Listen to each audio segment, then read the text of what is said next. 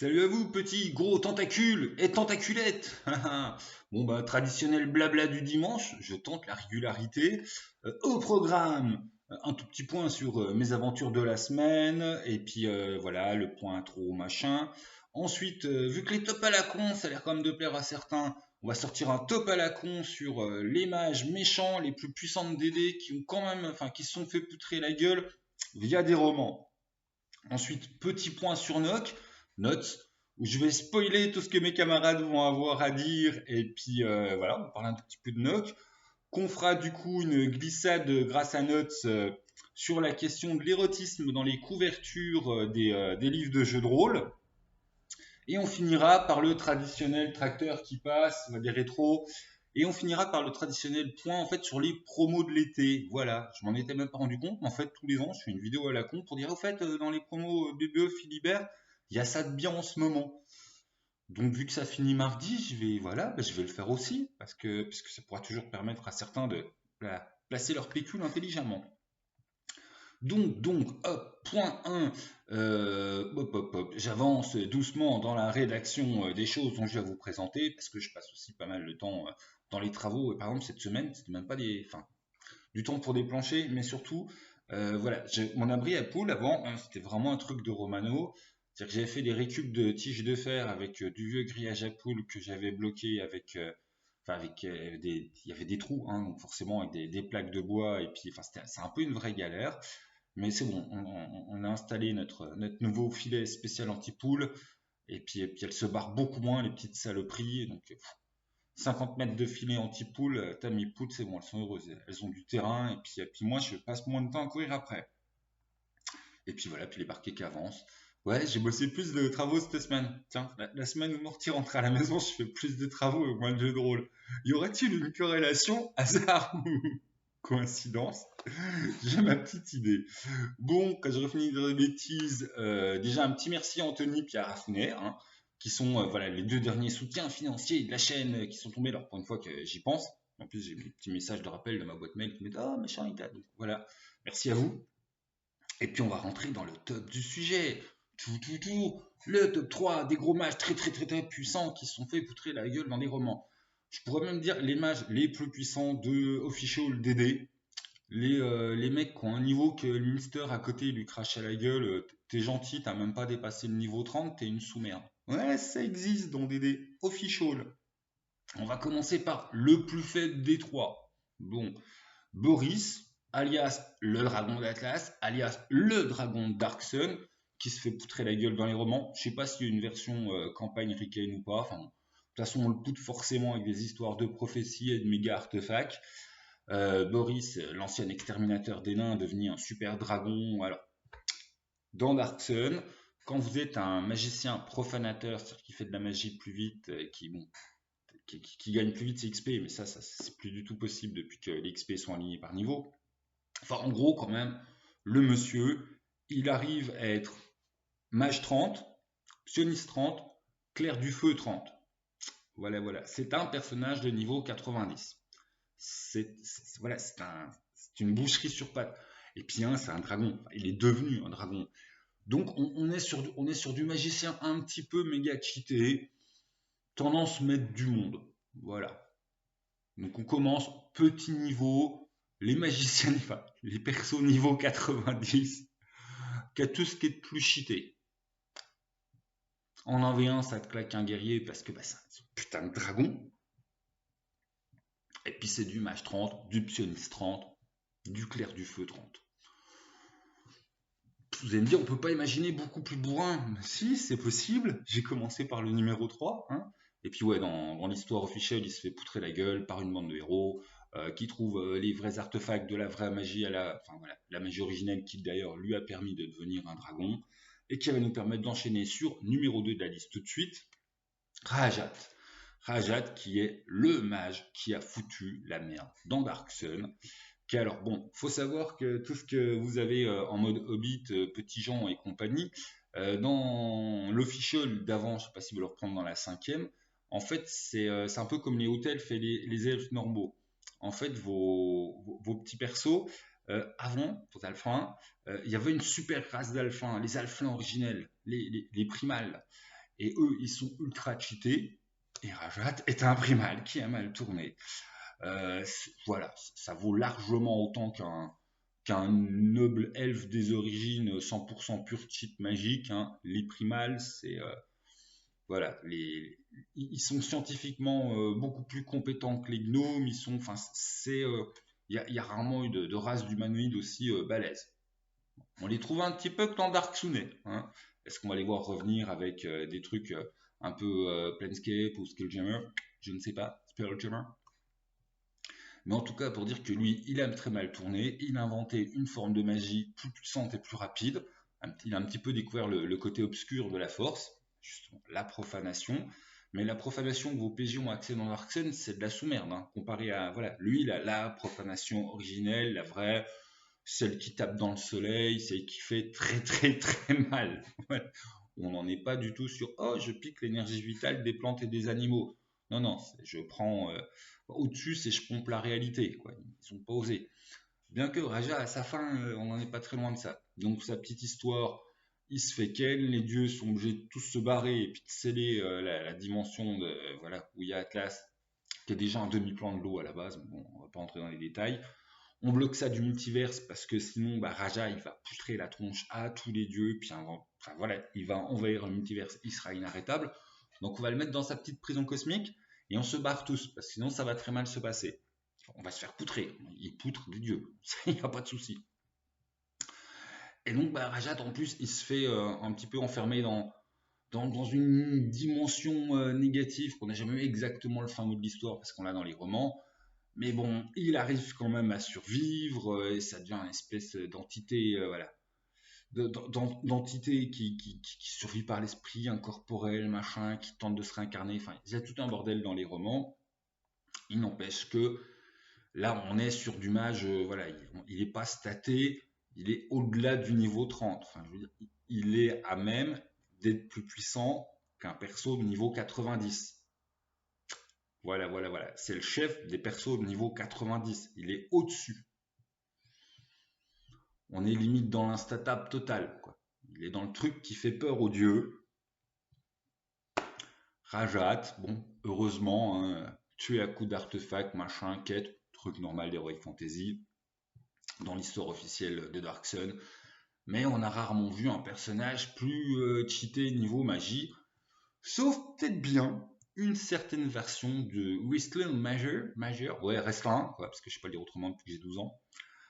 Wrestling de Dragonlance, rappelons-le, dans le deuxième cycle, a une version de lui future, rencontrée par Caramon, quand ils s'amusent tous à voyager dans le temps, où il a tué Tiamat, tué Palpatine, où il est, voilà, un petit peu comme dans Thor 4, là, le God Slayer. Sauf plus c'est un God Slayer qui God Slay tout, quoi. Donc, Wrestling, non pas la version bah, du coup avec le temps qui a été remonté, puis du coup c'est un gentil, puis qui se barre avec les dieux quand il quitte voilà, le monde de Lance Dragon. Non, non. Wrestling en version je suis arrivé au bout de mes fins, et je suis venu un truc qui est, voilà, vous savez, les anciens classements des dieux, mineurs, machin, supérieurs. Il est au-dessus du dieu supérieur. Il en bouffe au petit-déj des dieux supérieurs. Il leur poutre la tronche. Quand il devient cette espèce de nouveau dieu, t'as tous les dieux du panthéon de Lance-Dragon qui font ah, lui on va lui poutrer la gueule, c'est pas bien ce qu'il fait. Il les torche. Il les torche. Il te invait tout ce que tu veux les dieux. Qu'est-ce que tu veux faire en mago maléfique plus puissant que ça? Oui, parce que c'est la version de Wrestling quand il part bien au-delà de la robe noire, enfin il est vraiment cré méchant. Donc il arrive à gruger Tiamat, à voler de la divinité, à tout ça, tout ça. Mais au final, on en devient un mage divin, tueur de dieux, qui est inarrêtable. Voilà. Officiellement, dans l'histoire, il est arrêté par lui-même, en fait. Hein. Quand son frère jumeau arrive dans son futur à lui, où il est devenu en fait la seule chose vivante qui reste, parce que le problème de poutrer tous les dieux, ben, en fait, il devient le truc le plus puissant du multivers, mais il devient un petit peu tout seul comme un con. Il se dit, j'ai réussi, mais finalement, c'est un peu nul de réussir. Et en fait, bah, il permet, il utilise Caramon pour s'arrêter lui-même dans le passé et pas devenir the ultime divinity of DD qui se retrouve tout seul comme un con. Alors, on ne sait pas s'il tue la divinité du type AO parce que c'est pas présent dans Lance-Dragon. Mais au niveau de Lance-Dragon, il crame tout ce qu'il y a à cramer. Hein. Je veux dire, c'est tout. Voilà. Il torche tout le monde. Ça, c'était pour le petit top 3 à la con. Les mages les plus puissants ever de DD. Boris, Rajat, Restlin. Pop, pop, pop. Voilà, voilà. On enchaîne avec Nock. Je vais spoiler tout ce que va vous dire tout le monde. Nock a une difficulté à être présenté, au sens où tout le monde va vous dire qu'il est beau, parce qu'il est beau. Tout le monde va vous dire que le background secret est vraiment sympathique, parce que le background secret est vraiment sympathique. Mais c'est le problème du jeu de, enfin, pour nous critiques, comment vous en parler sans tout spoiler. Et on va sûrement vous parler pas mal du background de surface, parce qu'il est ultra développé, très sympa, enfin, avec ce côté dystopie vraiment sombre. Enfin, t'as l'impression d'être un truc très entre l'URSS et Brésil. Enfin, c'est matinée de Darkers parce que vous êtes tous coincés dans des villes blocs avec l'extérieur qui est dont on sait très peu mais qui fait très bon mourir. Hein. On est vraiment dans du sombre. Enfin, sombre au sens propre puisque bah, il n'y a plus des masses de lumière. La lumière est un problème vu que l'artefact bloque le rapport Terre-Soleil. Il y a un gros artefact qui a enserré toute la Terre. Heureusement, bon, bah, lui balance des rayons de lumière, enfin, il permet à l'humanité de survivre, hein, il n'est pas là du tout pour nous tuer. Mais du coup, pop, pop, pop, vous avez quand même plein de zones qui sont vraiment plongées dans le noir et où tu as pas mal de trucs autres, c'est les autres, c'est leur nom, ou mutants ou machin, qui se trimballent. Il est très très néfaste pour l'humanité de s'y promener. Donc enfin, voilà, on va vous parler donc des blocs, de toute l'ambiance qui est à l'intérieur, du fait que ce soit très développé d'un point de vue complètement généraliste avec un exemple de ville dans le livre de base et avec le Suprême en Prague où bah, t'as la même chose avec spécialement rien que pour Prague. Mais le truc à note, bah, c'est surtout son background secondaire qui est vraiment très... Enfin, son background caché, j'appelle le secondaire. Il y a le primaire, hein, celui que les joueurs vont se prendre tout de suite. Il y a le secondaire, ceux qui vont explorer tout doucement et où bah, leur vision du monde va s'enrichir et modifier leur rapport à l'administration. Et ben, l'intérêt de Note, c'est ce métaplop, c'est ce côté, tout ce qu'ils ont construit entre les deux couches. Et donc, du coup, bah, t'as vraiment envie de parler de background de fond. Voilà, enfin, c'est comme mes vieilles vidéos sur Nephilim ou Cops, j'ai envie, moi, de parler du truc qu'il faut pas spoiler. Donc là, j'ai mon plan général de présentation générale et j'en suis à chercher comment réussir à parler de ce dont il ne faut pas parler de manière à ce que s'il y a un joueur qui soit perdu sur la fin de vidéo, il ne parle rien. Mais il y a un moment, enfin, voilà, c'est un jeu dont tu as envie de parler des engrenages de fond. Enfin, ne serait-ce que le côté, par exemple, sur le métaplop, ils t'annoncent dès le livre de base qu'ils envisagent 5 grosses fins par rapport à tout ce qu'ils ont mis en place au niveau cosmique, on te les donne. Rien que là, par rapport au background officiel, moi j'ai déjà envie d'en rajouter 2. Très clairement. Enfin, et puis pas des j'invente des trucs.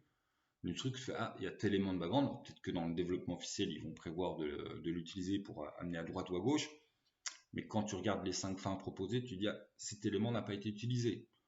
Là, je fais référence, par exemple, au fait que les gens derrière l'administration, il y a l'effet on influence l'humain, l'humain nous influence, voilà, voilà, et qui me semble, enfin, il est exploité hein, dans la campagne, c'est exploité dans le jeu, mais sur la fin numéro 1, par exemple, la cour de je pense qu'il y a moyen d'en faire une version alternative, tout simplement parce que bah, vu qu'il y a cette boucle de rétroaction, on n'en est plus forcément sur je combats l'ennemi, on peut être effectivement sur faire avec l'ennemi.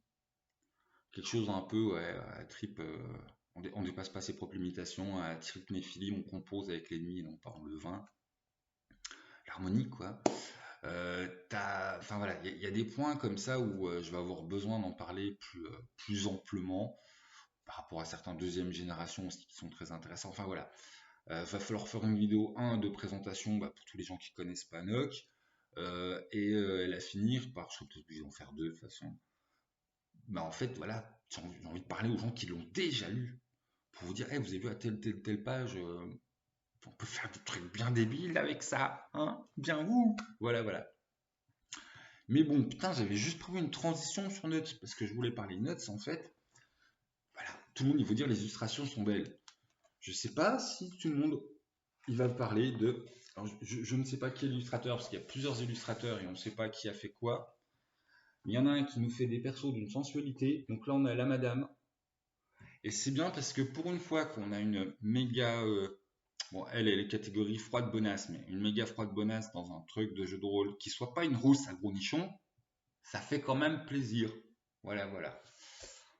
Donc, ouais. Qui arrive à être d'ailleurs, enfin, une Madame Marty Fouet, enfin, ça sent pas la personnage forcément que gentil, mais cette froideur, cette rigidité toute slave.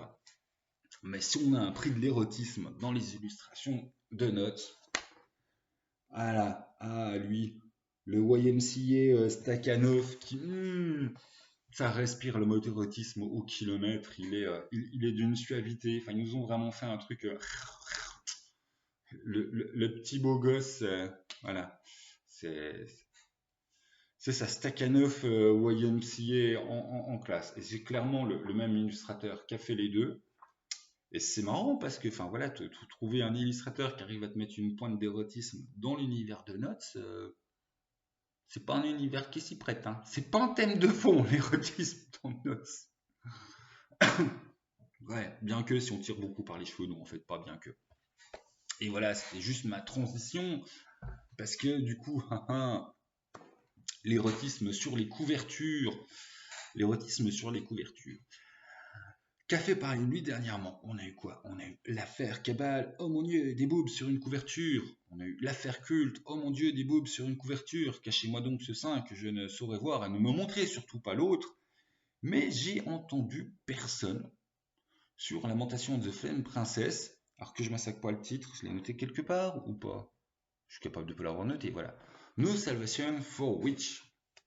Scénario qui a l'air relativement sympathique, avec des nonnes, tout ça, mais avec une couverture de Madame toute nue. Voilà, une Madame toute nue qui lévite en mode un peu christique, boobs et foufounes à l'air. Hop, ben voilà.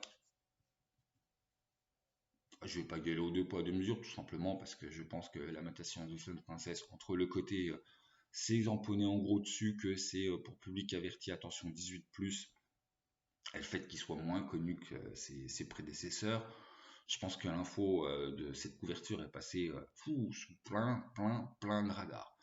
Et en plus, c'est le genre de couverture qui ne me dérange pas du tout. Si la prochaine, c'est la même chose avec un zizi dehors, eh ben on s'en fout, il y aura un zizi à l'air. Il y a un moment, enfin, ce ne sont que des corps. Hein.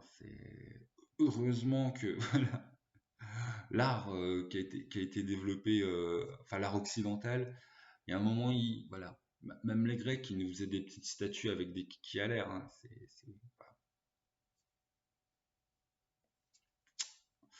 La pudibonderie à 2 balles, c'est quand même quelquefois un petit peu relou. Enfin, je trouve que c'est une question qui aurait du sens si tu avais des boobs à l'air sur du DD5. Un truc destiné grand public, joué par des ados. Là, je veux bien qu'on se pose des questions. Je veux dire, c'est légitime. Qu'est-ce que des gamins de 14 ans ont à jouer à Cabal? Bon, Culte, c'est une autre histoire. Mais même Culte, quand même, voilà, faire attention à ce qu'on fait. Cabal, c'est pas pour des gosses. Lamentation of the Self, enfin, Lamentation of Flame Princess, putain, faut réussir à parler. On est sur un jeu qui, même s'il aime bien ce côté, attention, c'est dark, c'est machin, il est moins glauque. Voilà, il est clairement estampillé 18. Oui, on peut jouer en mode trash, oui, il y a des trucs trash, tant mieux, ça donne, voilà, ça donne son goût. Parce que sinon, bah, c'est un de ces énièmes jeux qui fait, oh tiens, on va jouer genre OSR. Il y a un moment, il faut qu'il se démarque, faut qu'il propose des choses, et il propose des choses en fait en allant loin dans la créativité, puisque pour ceux qui ne sont pas au courant, hein, il y a 2 suppléments de Lamentation de Flamme Princesse qui sont des tueries. J'ai bien noté les noms pour pas massacrer. Mais The Blue Medusa, du gros donjon tripé, avec une pointe artistico-futuriste. Puis A Raid of Pleasant Land, réécriture, une espèce d'Alice au pays des merveilles, Dracula, tous les trucs les plus connus repassés à la moulinette. Enfin, l'auteur, il a fait un pire boulot. et c'est mon enchaînement sur les promos BBE. Mais c'est les deux qui sont pas en promo, en fait, dans les promos de la gamme Lamentation of Flame.cess. T'as livre de base qui est bien soldé, après t'as du moins 30% pour à peu près toute la gamme, et t'en as pas pour ces deux-là qui sont bon, les incontournables, hein. C'est dommage en fait. Si tu prends tout le reste, il va falloir du brand ces deux-là, et tu vas en avoir pour 110 boules rien qu'avec ces deux. En plus, autant j'ai tout le temps entendu des retours positifs sur le jeu en lui-même, autant l'objet, Lamentation de Flame Princess, je connais les gens pour un peu quand même tirer les pieds parce que normalement c'est 30 balles pour les livres de base, c'est du format A5 noir et blanc. Enfin, voilà. Le côté matériel, ça fait enchaîner ceux qui aiment bien acheter des super petits trucs, très belle couverture, hein, l'objet est sympa, mais voilà, on n'est pas sur certains critères d'attente de certains roulistes. Alors, je ne les partage pas. Enfin, je trouve qu'effectivement, un jeu, c'est déjà par rapport à sa valeur de ce qu'il te propose ludiquement à jouer. Bon, même si effectivement un jeu de 20 pages à 30 balles, j'irais gentiment dire aux éditeurs d'aller se faire, voilà, j'ai encore me faire censurer, striker. Enfin, des choses pas gentilles, mais la motivation de princesse, ouais, ok, il a un rapport quantité-prix et puis objet-prix qui est pas fabuleux. D'un autre côté, c'est un bon jeu. Donc voilà. Et puis qui plus est, enfin sur les suppléments dont je vous ai parlé, enfin c'est du couleur rigide, enfin c'est vraiment du bon truc. Donc pour ceux qui aiment bien l'OSR, voilà, qui est un petit peu sans concession relativement, avec un bon niveau de difficulté et de létalité, c'est du bon. On est vraiment sur du moteur à l'ancienne, et puis un esprit à l'ancienne. C'est-à-dire c'est difficile, c'est du défi, et puis vous allez en chier. Et avec deux suppléments qui sont déjà des suppléments mythiques. C'est pas ceux qui sont promo, dommage. Mais sinon, tout le reste de la gamme a une bonne promo. Voilà, sinon, dans les bonnes occasions qu'il y avait aussi, Monstres, ils font tout. Ah oui, non, puis je vous en parle maintenant parce que les promos, c'est fini mardi. Donc, si vous voulez faire votre petite rafle, c'est voilà, ce soir ou demain. Donc, on a toute la gamme Monstres aussi, qui est relativement bien soldée, hein. Si je dis pas de conneries et que j'ai bien fait mon boulot, c'est tout à 50%. Donc voilà, si Monstre à un moment vous avez dit oui, non, ah c'est un peu trop rush, là c'est le bon moment. Tu te fais la rasée de la gamme à 50, ou tu te prends juste ce qui t'intéresse à 50. Mais voilà, c'est une vraie promo, et Monstre est un vrai jeu qui a ses qualités, qui est assez sympa. Donc ça peut le faire. Starfinder ou Torg aussi, mais c'est juste des promos sur les livres de base. Donc sachant que c'est des jeux, enfin Starfinder un peu plus autonome, tu peux un peu plus tripatouiller rien qu'activer ton livre de base. Torg, c'est quand même très droit dans l'engrenage, tu vas avoir envie de la suite, tu auras les deux, hein. Donc c'est une bonne cerise pour rentrer dans la gamme. Bon, après, je te cache pas qu'avec Torg, je te conseillerais de t'acheter la suite. Donc du coup, c'est un peu, voilà, je crois que tu as une promo, je suis pas clair. Enfin voilà, on t'attrape par la sucette moitié prix, puis après, bah, tu payes vraiment.